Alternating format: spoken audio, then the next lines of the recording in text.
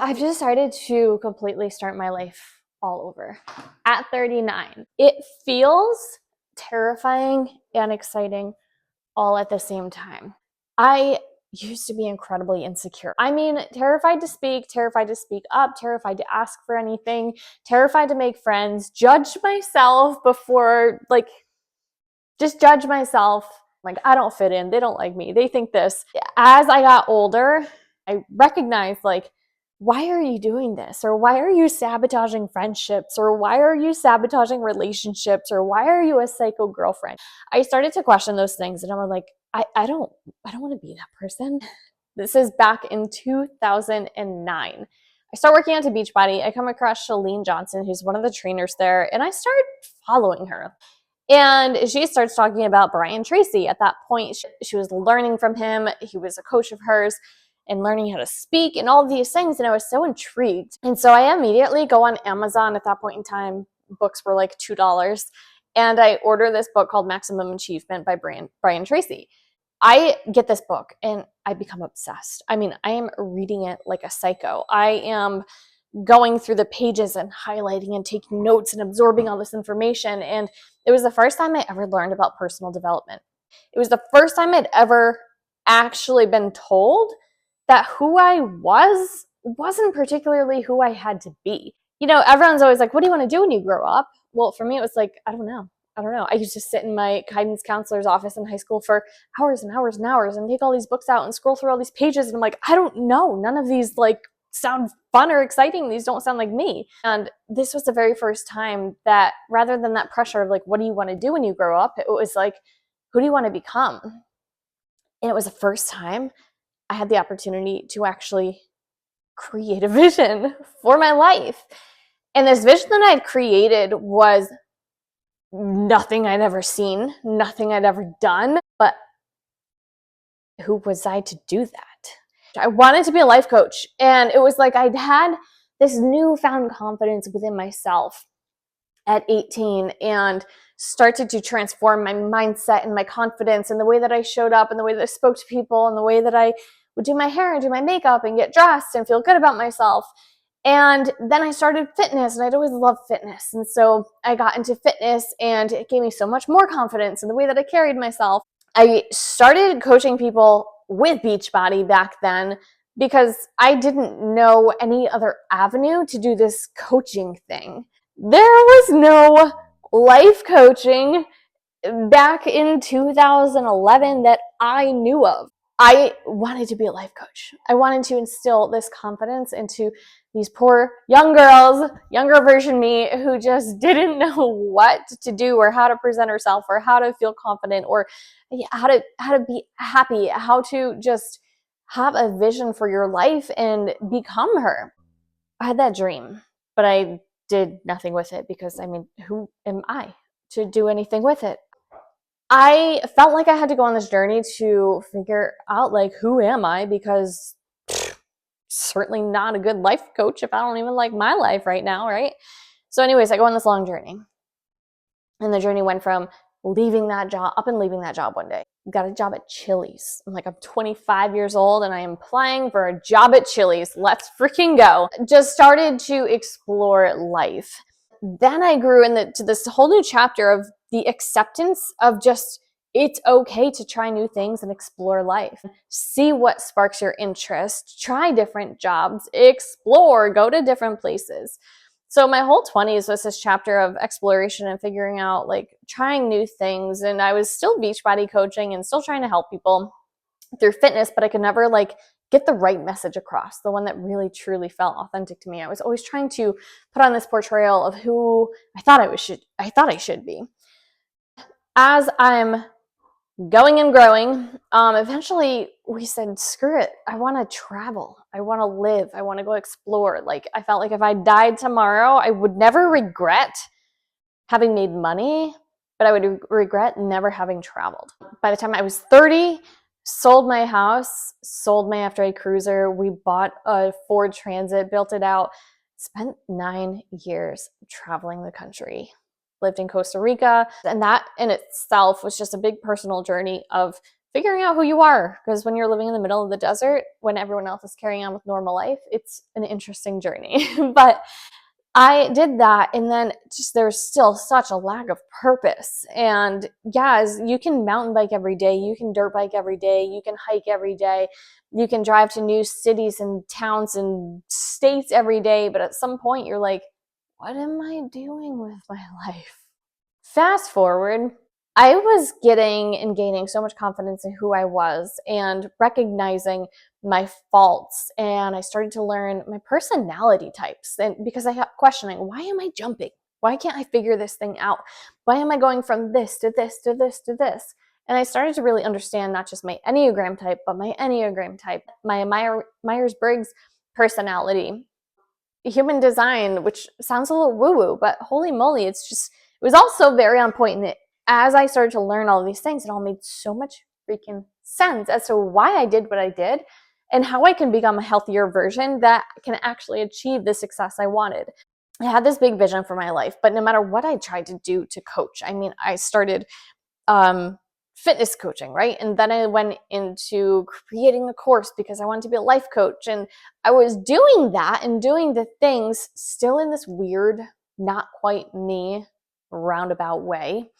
And I actually signed on clients and had success with them, but yet there's still so much doubt of like, who am I? Who am I to do this? And then you hear these outside voices telling you that this isn't a real thing. You don't have enough experience. Like, who are you to teach these people? And as I am going through my own journey and all this traveling, like, you really start to get in your head of like, life is meaningless.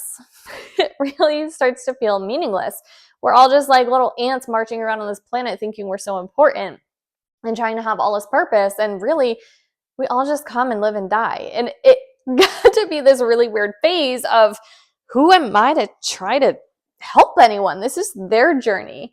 There was so much doubt through all the years of having this big vision that I wrote down literally when I was 23 years old. And I would still write it down in my journals, and it'd be in my journals, and it'd be in my journals. So I ended up coming back from traveling, eventually started my own auto detailing business because I'd done this coaching thing in so many aspects. And I was like, I don't freaking know. I'm a failure. I don't know what to do. But I still craved having my own business and having that sense of purpose with my own business. And I was burnt out and just bored from being a waitress. It'd been 12 years of a journey that was supposed to be a maybe 1 year trial period till I figured my life out. Well, it took 12 years. So I started my own detailing business because I was just like, I just need something. I had understood my personality type to a really good extreme to understand that auto detailing was a pretty decent fit. It allowed me to have a seasonal business, work 20 hours a week, have time to focus on other things, focus on adventures, still travel 6 months out of the year because it was a seasonal business, and be of service. I loved being around people. As much as I'm an introvert, I crave other people's energy. So it seemed like a perfect balance, and I love to work with my hands. And I did that, and I'm still doing that. And I've done that for going on 3 years now.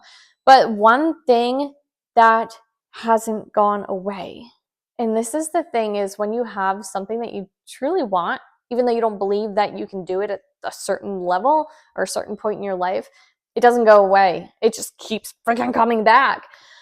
And so that thing of coaching and helping people make these breakthroughs and find that quote unquote purpose in their life is still lingering. And so 1 year ago, I came across this woman and I was listening to her anywhere I could find her, on podcasts, on like her Instagram, and just like understanding and hearing her journey, because I tried hiring coaches before and I knew I needed someone to guide me on this journey because I was just getting in my own head of going about it on my own. Now, through this period, mind you, I built up a really great detailing business, doing phenomenal. And it kind of got to this point of like, as I'm start working with this woman, this coach, the first thing that we're doing is like, hey, well, what do you have to offer? What is it you want? And so we were going to create an online course. That was the goal of working with her. My goal was to kind of create an online brand and find my voice, but I went about it in this way because this girl like was me. I was like, damn, this girl travels and adventures and has her own brick and mortar business and has online businesses, and she gets me. And I needed somebody that got me in my lifestyle because of the fact that I was kind of all over the place. So I start working with her, and we come up with this thought of like, hey, you've started this business and you're passionate about the fact that it's given you freedom and purpose and time to travel. And so we start going in that direction with this business and helping women start businesses, mobile businesses specifically. I did that for an entire year, and we are up on 1 year of doing that as we speak here today.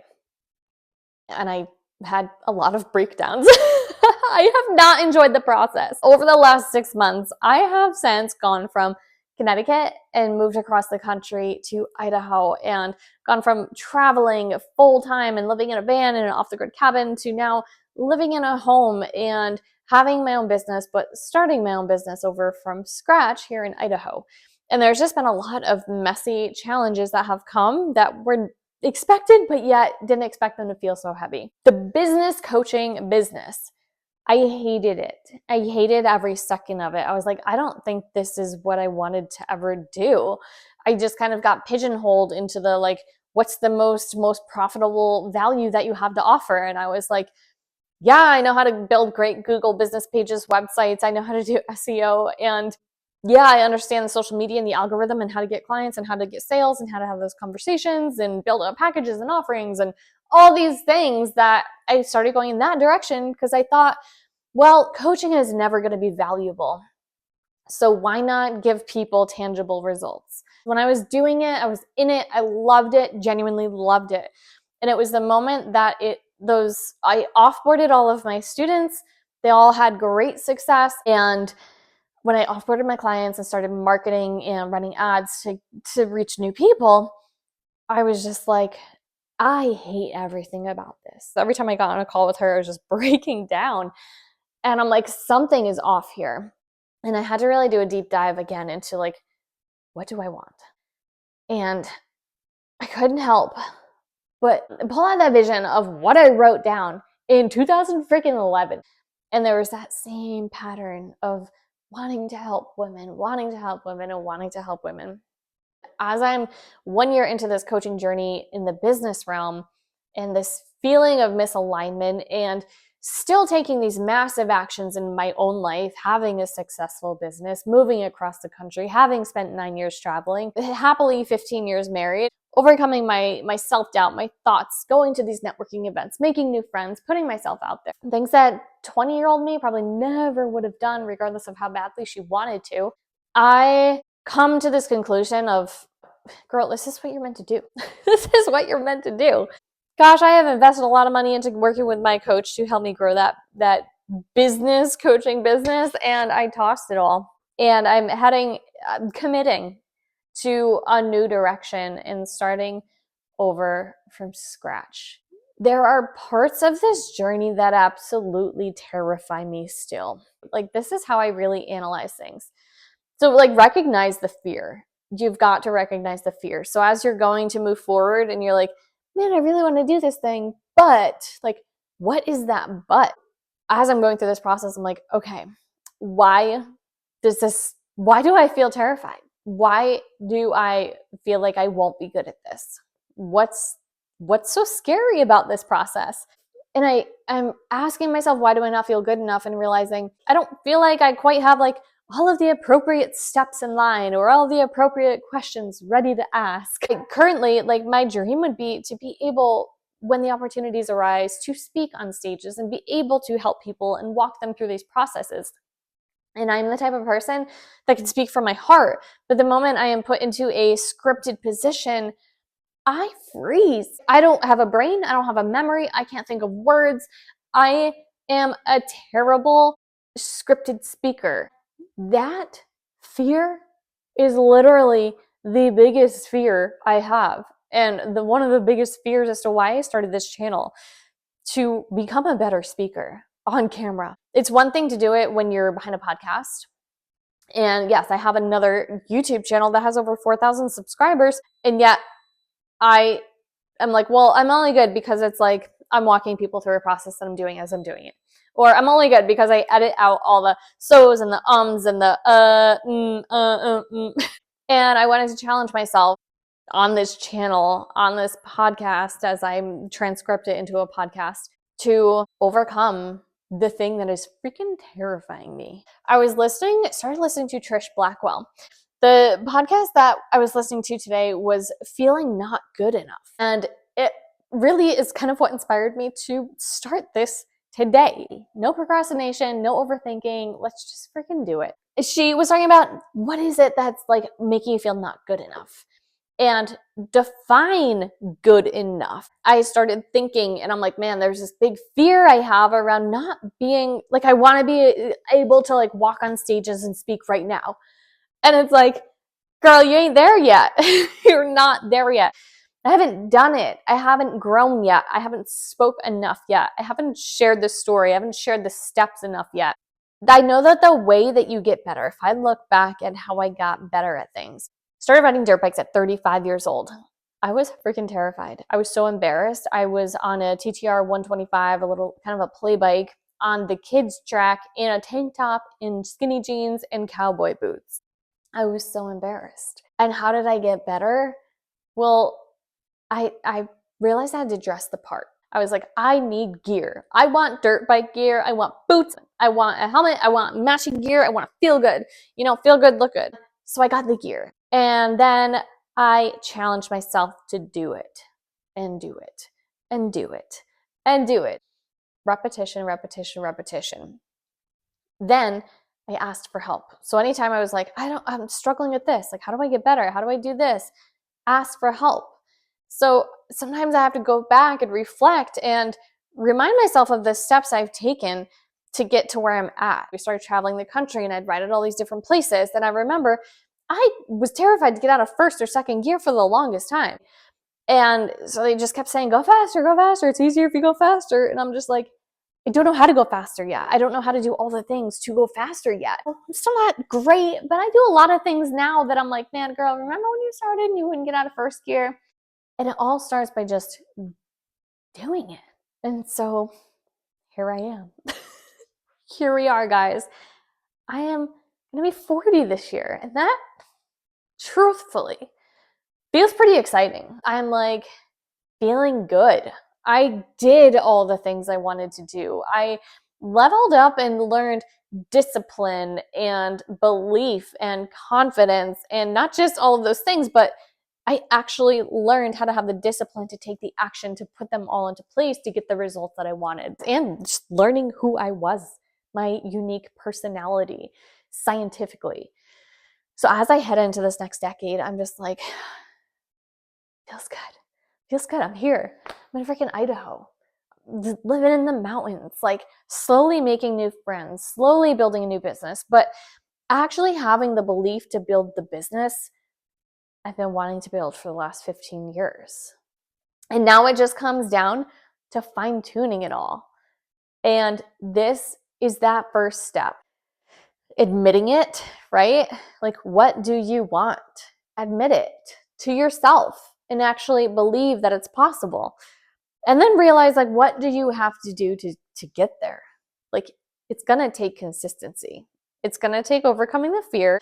It's going to take doing the hard thing, but knowing what that hard thing was and understanding the fear around what that is and why it feels so fearful, and then showing up to get better. So for me, this isn't about the good enough of this channel isn't who subscribes. Quite honestly, nobody can watch this for 100 years. This is going to be the best practice of my life. I just need to practice. That's my goal. That's the good enough. Right here, right now, as I head into this new chapter. As I close out my sharing of my story, like, what is yours? Where are you at? Where are you at in the country? Where are you at in the world? And where are you at in your life? How are you really? How are you feeling? How are you really? How do you feel about your life for real? And sometimes these are things that are hard to share with our spouses. I know I have a hard time talking to my husband about certain things because him and I think on different wavelengths. Sometimes you need someone that is on a similar wavelength as you to actually feel good about this thought that's been on your mind or this feeling that's been in your heart. Are you feeling good? Are you feeling like you're ready for a next level? Are you ready for a new chapter? Or are you just feeling good? Just rolling with the punches. I would imagine that you're here because you're ready for some sort of change. It's like weighing on your mind. Whether you're like, I just am not feeling good. I feel like I have so much more potential and I just don't know what. Don't know what I'm meant to do. I don't know what my purpose is. I just don't know. I'm stuck. Let me know. Share it in the comments. I'm going to see if I can challenge myself to show up weekly, because I know that the more I show up and the more I speak and the more I challenge myself on these different topics, the better I will become. They say the best way to become an expert at something is to teach somebody else how to do it. My goal is to help people. My goal is to get better at doing what I do so I can help more people. My goal is to become a better speaker so I can make a bigger impact on somebody else's life. All right. See you guys.